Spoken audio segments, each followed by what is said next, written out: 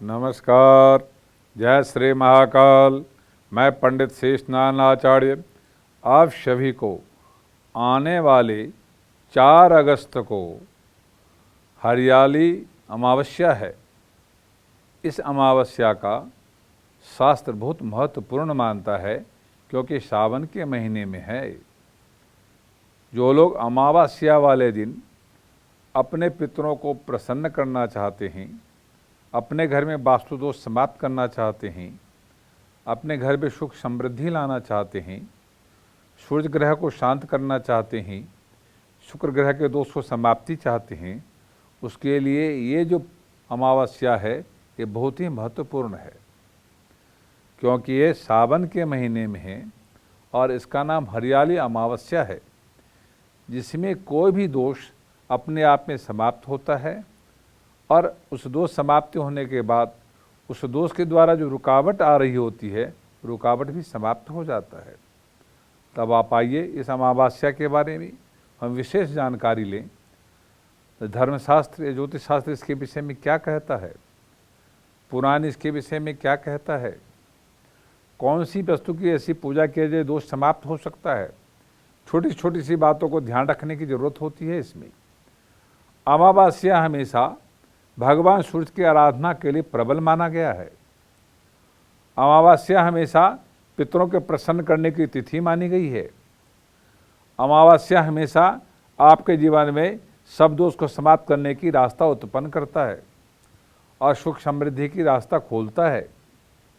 तो आप इस अमावस्या में सबसे पहले स्नान ध्यान करने की जरूरत है और भगवान शिव को मन में संकल्प करते हुए पहले अपने पितरों को स्नान ध्यान करें, अपने पितरों को जल फूल से उनको अर्पण करें, तर्पण करें, बाद में गोत्र इत्यादि नाम लेकर उनको संकल्प करें और उनको फल फूल से उनको सम्मान करें। उसके बाद कहा गया है भगवान शिव के पास जाएं।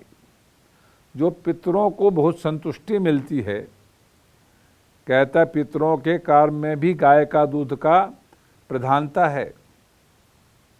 तो और भगवान शिव को भी यदि आप अभिषेक करते हैं तो गाय की दूध की प्रधानता है।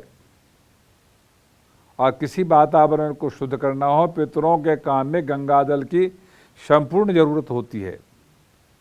तो यदि वहाँ भी गंगा जल पितरों को तृप्ति के लिए चाहिए, यहाँ भगवान की शिव को प्रसन्नता के लिए चाहिए, तो गाय का दूध हो तो पितरों को भी प्रसन्नता होती है, भगवान शिव को भी प्रसन्नता होता है। गंगा जल हो तो भगवान शिव को भी प्रसन्नता होता है और अपने आपके पितरों को भी प्रसन्नता होती है। गायत्री का मंत्र हो, कहते पितृ गायत्री का मंत्र हो, चाहे शिव गायत्री का मंत्र हो, चाहे विष्णु गायत्री का मंत्र हो, इस मंत्र का भी प्रभाव बहुत जबरदस्त अमावस वाले दिन देखने को मिलता है। इस तरह से जो लोग तुलसी का 3 दल, बेलपत्र का 3 पत्ता, पितरों के लिए तुलसी पत्र का अर्पण करना और भगवान शिव के लिए बेलपत्र का 3 पत्ता अर्पण करना, और दोनों को माध्यम बना करके जो लोग पितृ गायत्री के 108 माला इस दिन जाप करते हैं, उनके पितृदोष समाप्त होते हैं। अपने पितरों को सम्मान करने के बाद जो लोग भगवान शिव को इसी दिन गाय का दूध, गंगा जल, शिव गायत्री के मंत्र के द्वारा या महामृत्युंजय मंत्र के द्वारा यदि शिव पे जल का अर्पण करते हैं और बेलपत्र चढ़ाते हैं तो उनको भी हर प्रकार का फल अच्छा मिलता है और किसी प्रकार का दोष नहीं होता। भगवान शिव आपसे पापे प्रसन्न हो जाते हैं। कहते हैं यहाँ पे आपको पितरों को प्रसन्न करना है तो तिल का प्रयोग करिए। तो कौन सा तिल का? तो काले रंग का तिल का प्रयोग करिए। जब भगवान शिव की आखिरी में जब पूर्ण की संपूर्णता की जाती है तो उन पे तिल का अर्पण होता है, तो आप हर प्रकार का दोष आपकी समाप्ति होती है और इस दोष से मुक्ति की जरूरत होती है। अमावस्या एक तिथि ऐसा है जिसमें आपका पितर प्रसन्न होते हैं और जो सावन का अमावस्या होता है, हरियाली अमावस्या होती है, उस दिन भगवान शिव भी प्रसन्न होते हैं। इन दोनों को ज्वाइंट वेचन कर जोड़ने के लिए भगवान सूर्य की आराधना की जाती है। तो जब आप पितरों की पूजा करने लगे, सम्मान करने लगे, जल देने लगे, फल अर्पण करने लगे, कोई भी वस्तु दान करने लगे, तो गायत्री का मंत्र जाप करने से पहले आपको अपने आप को शुद्ध करने की जरूरत है। उसके लिए आपको संध्या बंदन करने की जरूरत है। तो हर ऋषि को जल देना, हर पितरों को जल देना, हर देवताओं को जल देना। तो जब आप जल देते हैं तो पितरों को जल ऐसे दिया जाता है, और जब ऐसे भरते हैं और ऐसे जल देते हैं। जब आप ऋषियों को जल देते हैं तो ऐसे देते हैं, और जब पितरों को जल देते हैं तो ऐसे देते हैं। इस 3 प्रकार की मुद्राएं हैं। तो इन 3 प्रकार की मुद्राएं, अलग अलग मुद्राएं में अलग लोग, अलग अलग देव, ऋषि और पितृ प्रसन्न होते हैं। तो जो लोग मानते हैं, जो देवताओं, जो पितरों को ऐसे करते हैं, वो पितृ गायत्री का प्रयोग करें।